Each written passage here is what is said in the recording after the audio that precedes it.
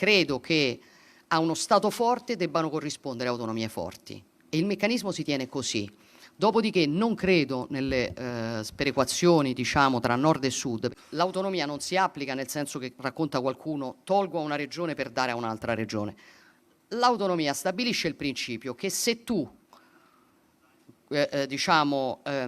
gestisci bene le tue competenze e le tue risorse, lo Stato può valutare nel rapporto tra regione e Stato, quindi non nel rapporto tra una regione e un'altra, di darti altre competenze da gestire. Questo è il tema dell'autonomia. Era una delle risposte più attese, almeno in Veneto. Sull'autonomia la Premier utilizza parole nette, come a non voler lasciare troppo spazio né alle speculazioni né agli alleati leghisti. La riforma, assicura Meloni, si tiene con quella del premierato, non solo. Io penso che possa essere un volano anche per il Mezzogiorno.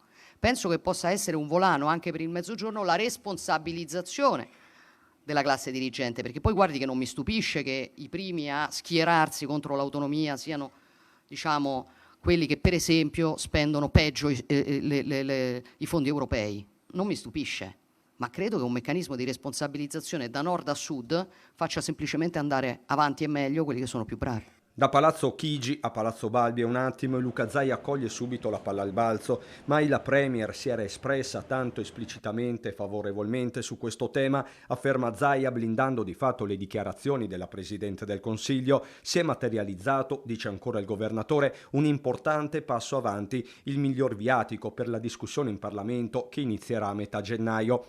Chiaro che anche sul terreno dell'autonomia si giocherà la partita in vista delle europee, non tanto perché Bruxelles c'entri qualcosa, quanto come primo vero banco di prova prima delle regionali 2025, con il segretario della Lega Alberto Stefani che sta lavorando a un emendamento per togliere di mezzo il vincolo del terzo mandato e quindi poter ricandidare Zaia. La Lega comunque merita il Veneto per storia e lavoro, ha ribadito Stefani al Gazzettino, chiudendo la porta di fatto a candidature di forzisti e meloniani. Sul terzo mandato la stessa Meloni in conferenza stampa ha detto che decideranno le Camere. Per il Partito Democratico Veneto però meglio guardare alla sostanza. C'è un aumento di pedaggi autostradali, di biglietti di treni, di aumenti che sono costretti a fare i comuni e quindi io penso che la priorità debba essere affrontare il tema del costo della vita per i cittadini e devo dire non si sta facendo con efficacia e con serietà